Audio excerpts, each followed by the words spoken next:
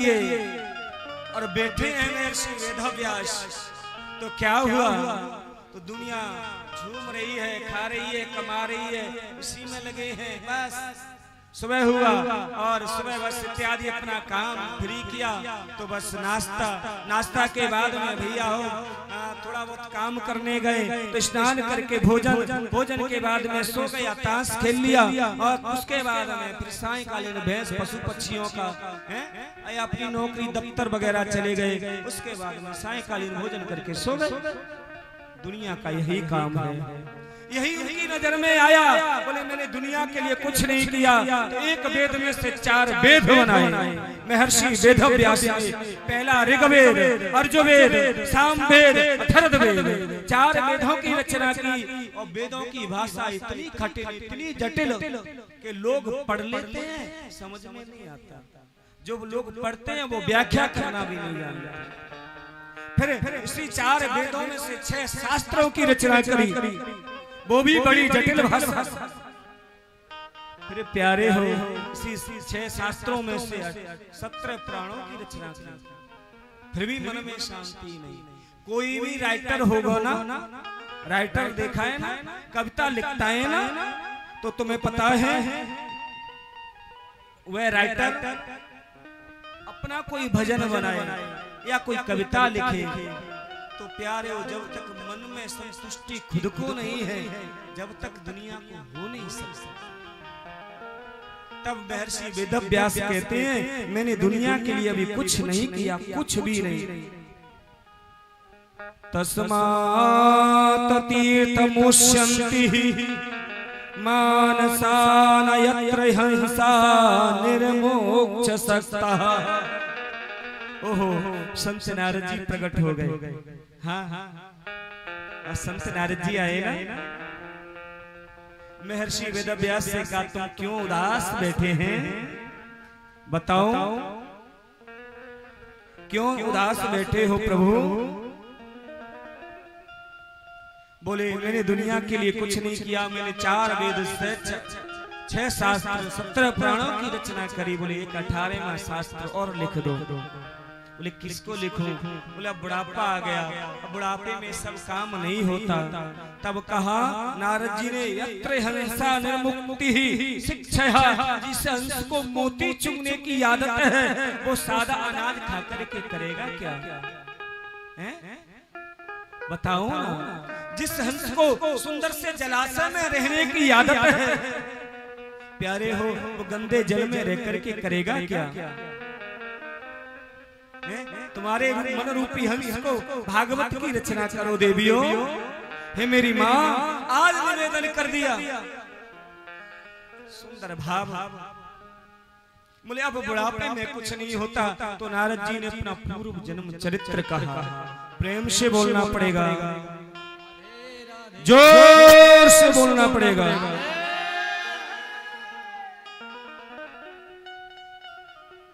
महर्षि आज संत नारद जी महर्षि वेदव्यास से कहते हैं पूर्व जन्म में मैं एक दासी का पुत्र था। मैं जब गर्भ में आया था ना, तो गर्भ में आते मेरे पिता का स्वर्गवास हो गया। ठाकुर जी को वो प्यारे हो गए थे। बोले अच्छा? बोले हाँ।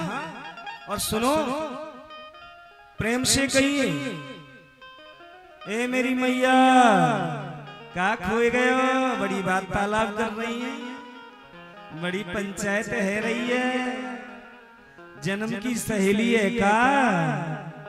अब आए के मिलिए पंडाल में। नेक सुन ले,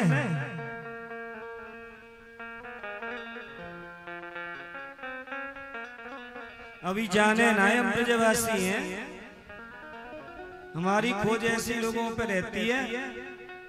प्रेम से कहना पड़ेगा और प्यारे हो सुंदर भाव का जवाब दिया। बोले मैं एक दासी का पुत्र था, मेरे पिता चल बसे थे, गर्भ में था। मेरी माँ इतनी गरीब, सुबह खा ले तो शाम को खाने के लिए 2 दाने न बचे। तुम्हें पता है मेरा जन्म हो गया और जन्म होते ही मेरी माँ, मैं 5 साल का था ना जब मेरी माँ संतों के आश्रम पर लेके गई और प्यारे हो बैरागी संतों के पास जहाँ चतुर्मास मनाते हैं। अब चतुर्मास चल रहा है ना, ये देवसैनी एकादशी से लेकर के देव उठानी एकादशी तक प्यारे हो चतुर्मास होता है। संत चतुर्मास मनाते हैं और चतुर्मास मनाने के लिए संत इकट्ठे हुए। मेरी माँ पहुंची और सभी सदग्रस्त ऋषि थे सब। प्यारे हो तब क्या हुआ, संतों से जाकर के मेरी माँ कहती है मुझ पर सेवा करना आता है और मुझ पर दूध धोना आता है, मैं खूब सेवा करूंगी, मुझे अपनी शरण में रख लो। बोले अच्छा, बोले हाँ। हमारी पत्नियों से पूछो, पत्नियों से पूछा, देवी रहो, प्रेम से रहने लगी। सायंकालीन को सत्संग होता था और प्यारे हो मेरी माँ मुझे गोदी में लेके बैठती थी, मैं सत्संग सुनता था। संतों ने मेरा नाम रख दिया रामदास। रामदास कह के पुकारते थे और मैं कभी क्या करता था, संत भोजन करते थे ना, उनकी झूठी प्रसादी लेकर के मैं पाता था, झूठी प्रसादी लेकर। और सुनो,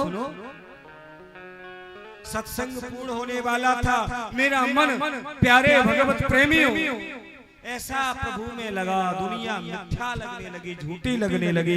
दुनिया एक सपना है, जैसे सपने में हमने किसी राजा बन गए हैं और सोए हुआ तो जैसे वैसे। ये दुनिया सपना दत्त है, ये दुनिया मुझे फीकी लगने लगी, संसार फीका लगने लगा। तुलसी बाबा लिख रहे हैं रामचरितमानस में, बड़ा सुंदर भाव है।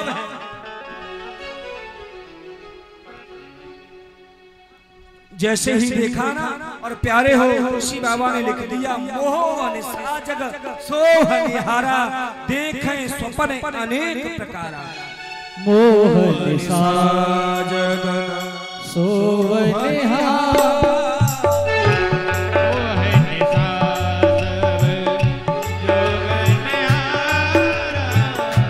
मोह निशा जग सोह निहारा,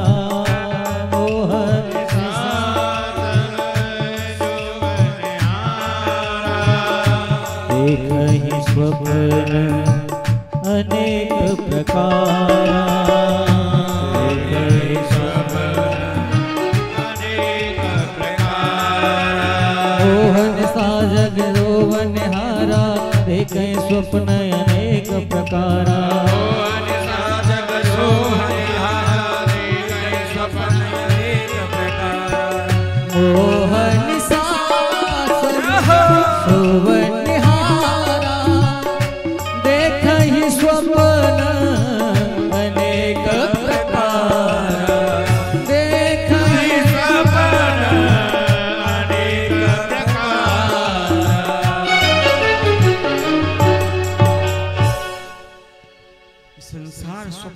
है, मुझे अच्छा नहीं लगता मेरी माँ।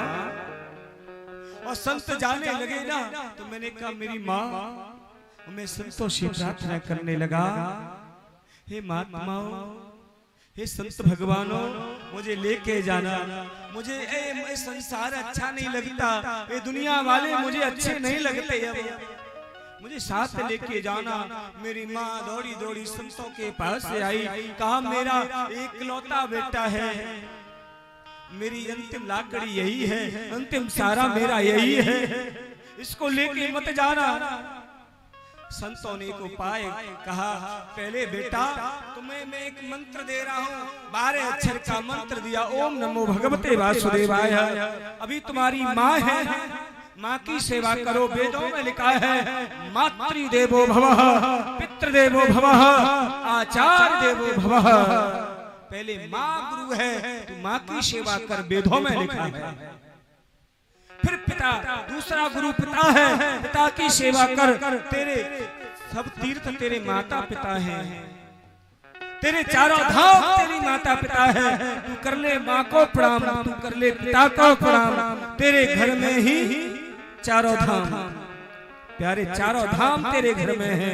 तू कर ले माँ को प्रणाम, कर ले तू पिता को प्रणाम, इसलिए मातृ देवो भव। और तीसरे नंबर पर आते हैं आचार्य, ये संत, ये महात्मा। तब जाना अभी तुम्हारी माँ की सेवा करना। संत वहां से चले गए और प्यारे हो एक दिन भजन करने रामदास रूपी बालक बैठा। तो प्यारे क्या हुआ, मन ही मन में सोचने लगे मेरी माँ भजन में रोड़ा बन गई है, ये रोड़ा हट क्यों नहीं जाता? हे भगवान इसको उठा लो, इस रोड़े को हटाओ मेरे जीवन से। और जैसे ही देखा और प्यारे हो आज माँ गाय धोने के लिए आ रही है, गाय का दूध निकालने आ रही है। हरी हरी घास और घास में काला काला सर्प बैठा है। एकदा निर्गतः गेहा दोहन्ति निस्गापति सर्पो। आज रामदास बालक बड़ी जोर से रोया, बड़ी जोर से रोदन किया। जन्म देने वाली मेरी माँ चली गई, जिस माँ ने मुझे जन्म दिया वह माँ आज मुझे छोड़ के चली गई ना। मोटी मोटी आंखों से मोटे मोटे आंसू झरने लगे सा। और प्यारे हो जिसकी माँ, जिस बालक की माँ मर जाती है ना, उस बालक को पूछो माँ का दर्द क्या है। जिसने माँ का दर्शन नहीं किया ना, उस बेटे को पूछो माँ का कष्ट क्या होता है, माँ की वेदना क्या है। उस बच्चे को पूछो, उस बच्चे को पूछो प्यारे, जिसके माँ नहीं होती। और आज रामदास बड़ी जोर जोर से रोया, पर एक आंख से ठंडे आंसू गिर पड़े, दूसरी आंख से गरम गरम आंसू गिर पड़े। रीजन वसी रोया बड़ी जोर से। ठंडे आंसू क्यों गिरे, गरम आंसू क्यों गिरे, इसका कारण क्या हुआ? बोले एक दुख था। व्यक्ति जब दुख में रोता है, जब दुख में चिल्लाता है, तो प्यारे हो उसकी आंखों से गरम गरम आंसू गिरते हैं। कष्ट पड़ता है जब व्यक्ति रोता है दुख में, तो गरम गरम आंसू गिरते हैं। जब सुख के आंसू आते हैं ना, तो प्यारे हो तो ठंडे आंसू। कभी कभी क्या होता है, माँ का बेटा और पढ़ लिख करके आता है, और छोटा सा केजी में बच्चा पढ़ रहा है, और अपनी क्लास में स्कूल में टॉप आ गया छोटा सा बालक, माँ गोदी में भर लेगी और आंखों से उसको सिर को भिगो देगी, कहेगी वो खुशी के आंसू ठंडे होते हैं, दुख के आंसू गर्म होते हैं, ध्यान करना। ऐसे ही रामदास की आंखों से दो प्रकार के आंसू गिरे। शरीर का भैया संस्कार किया, अग्नि संस्कार करके समय के अनुसार वह बालक एक बद्रीनाथ की कंदराओं में भजन किया, ओम नमो भगवते वासुदेवाय का भजन किया। और प्यारे हो मेरे प्रभु परमात्मा का चित्र छत्रभुज नारायण भगवान हृदय में आ गए, और हृदय में आए ना, उसी पे मन को टिका करके भजन करने लगे, एकाग्र हो गए। और भैया बद्रीनाथ की कंदराओं में भजन किया है। और प्यारे हो मेरे ठाकुर जी ने अपनी झांकी को उठाया, और झांकी उठाई नहीं तो घबराने लगा। मेरे ठाकुर जी मेरे हृदय में थे, वो कहाँ गए? तब आकाशवाणी भगवान ने कर दी, बोले अभी तुम्हारे कुछ कर्म बाकी हैं, अगले जन्म में तुम्हें मिलूंगा। और प्यारे हो तब नारद जी कहते हैं, हे महर्षि वेदव्यास, संत की कृपा से मैं एक दासी का पुत्र देवदत्ता में वीणा स्वर ब्रह्म विभूषितम, भागवत में लिखा है देवदत्ता में वीणा स्वर ब्रह्म विभूषितम। आज मैं दासी का पुत्र, और दूसरे जन्म में एक लक्ष्मी जी का जो बीड़ा था उसको मैं लेकर के प्रकट हो गया। देखिए आज कितना भगवान का परम प्रिय लाडला भक्त कहलाया हूँ। नहीं, संत की कृपा से मुझे परमात्मा मिले। बताओ संत कृपा हो जाए तो तुम भागवत की रचना कर सकते हो। भागवत लिख दो, 17 पुराण की रचना करी है ना, एक कथा लिखो। मेरे पिता ब्रह्मा ने मुझे दी, ब्रह्मा जी को नारायण ने दी थी ना, और प्यारे वही मुझे दी है। इस कथा को लिखो।